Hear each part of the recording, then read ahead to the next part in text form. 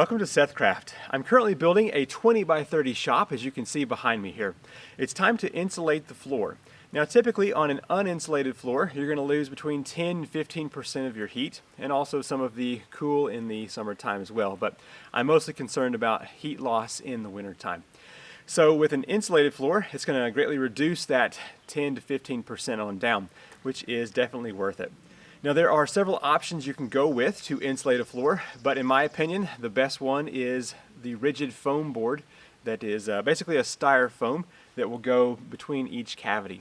You can use the double-sided foil insulation, and you can also use bats of, say, mineral wool or rock wool, but those are more susceptible to moisture issues, so you have to seal off both sides if you're going to use those bats.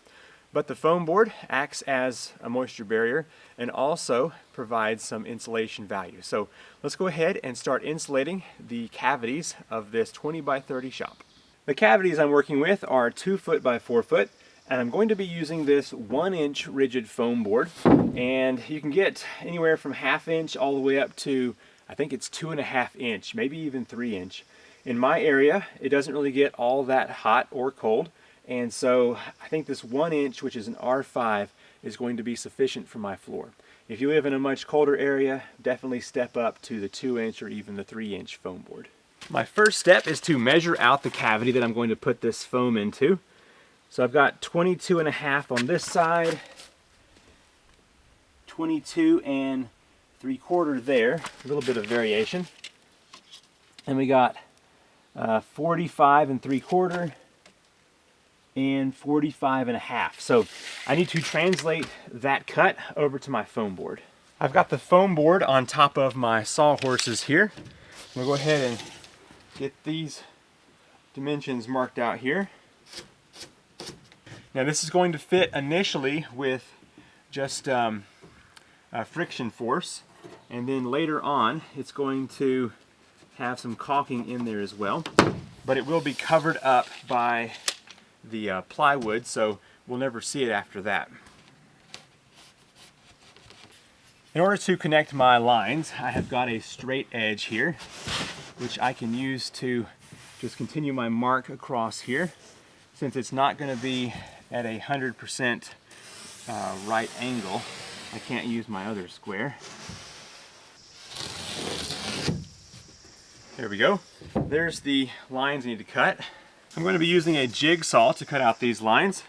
I'm just simply going to cut them out here as straight as I can, and hopefully that will make a nice tight fit.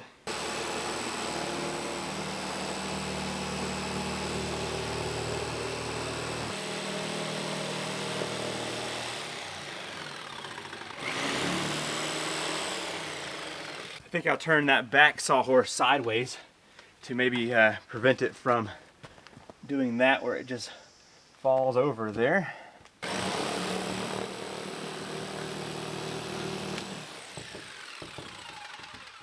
The fit needs to be close enough to make sure it stays in position and doesn't fall out, because that's the only thing that's going to hold it up there.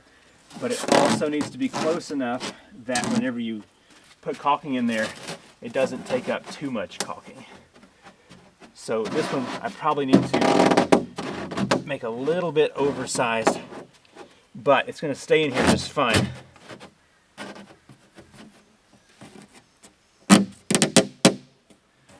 Alright, there we go.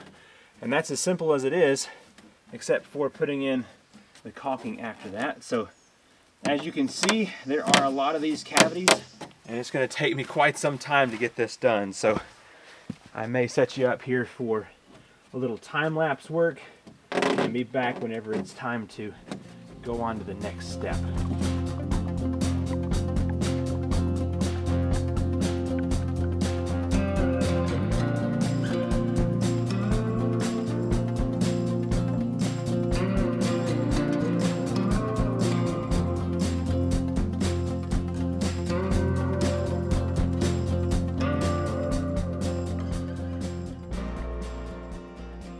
I'm going to use this Alex Plus caulking to go around the edges of the foam board, and that will help to bridge the gap and hopefully increase the insulation value even more. So we'll go ahead and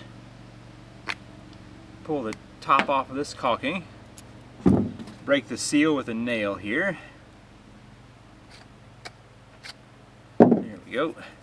I'm going to use this caulking applicator to get this put all around the edges of this foam board.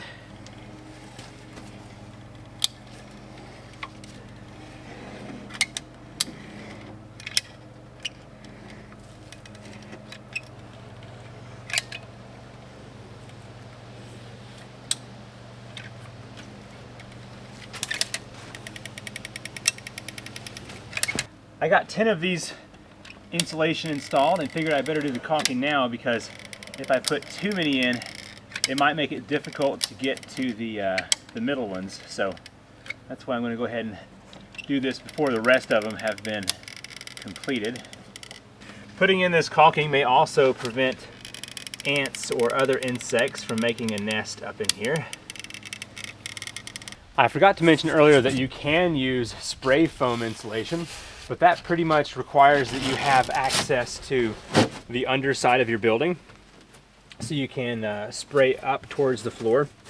With this building, I potentially could do that with the space I have under here, but I definitely don't want to do that. It's more expensive, and also it's a huge hassle. So for me, I'm just going to do this right here, where I put the foam board in and then caulk it to keep it in place, and that's going to be more than enough for my needs here. 20 by 30 is a good size building, and I was taking my tape measure over to whatever cavity I'm working on, and then walking back over to my sawhorses and cutting the foam board. And what I was finding is that I was forgetting which angle I was measuring, and also having to walk that every time was using up a lot of my time. So what I'm doing now to save that time is take my foam board to whatever piece I'm cutting, and that way I can quickly make my measurements, mark it out, and just walk over here one time to my power station and cut this out. So anyway, it's just saving a tremendous amount of time, not having to walk back and forth and then forget what measurement I'm doing. So anyway, that's what I'm doing now. I'm now working on these smaller middle squares, and it takes a lot more time because you have to do 2 of them, whereas previously you just did 1 4-foot section. But anyway, this is the method I'm using. I'll come over here and I'll say, all right, 22.5. I move right over to my foam board, and then I can make that mark here. We got 22.5. And I can just continue to move down the line here. So move over to this side, 22.25.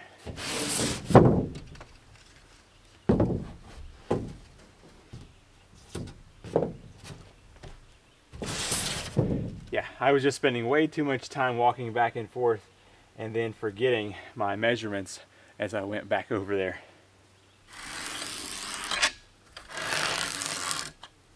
When it comes to cutting this material, I have used razor blades, which for the 1-inch material is okay. You can get through it pretty good, and then you pop it and break it free. I've also used circular saws, and that works okay. But I have found that the jigsaw is the best one to use. Even with the larger 2-inch stuff, you can still use it. So that's what I'm going to be doing here for this entire build. So razor knives seem to get dull quick when cutting into this foam. And then the circular saws, it can be difficult if you have to make an extra turn in there. And also how the blade is curved, it will have some material that pops out. So anyway, the jigsaw it is.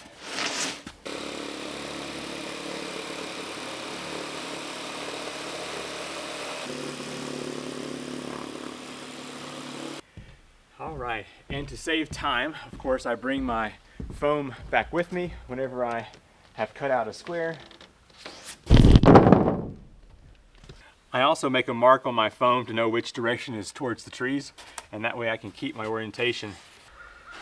I've been trying to cut these pretty tight so that there's no real air gaps, and I still put the caulking in there to make sure it has a good seal. Well, I believe that's all the info I have to share on insulating a shed floor.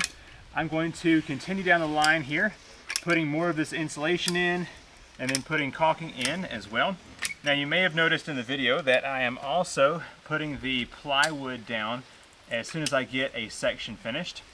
It rains a lot here in this area, and instead of having water pool up on this foam board that's been caulked, I decided I would go ahead and cover it with the plywood. So depending on how wet your area is, you may want to do the same. All right, well, I'm just going to continue down the line here and get the rest of this building finished. So you've seen everything so far, and yeah, that's the process that I have.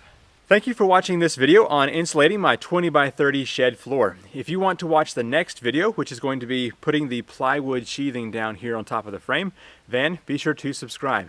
We're on our way to 1 million subscribers. Actually, I've got 1,000 subscribers at the point of filming this video, so we've got a ways to go, but thank you so much for being here. I'm Seth with the SethCraft Workshop, and I will see you in the next video. Bye.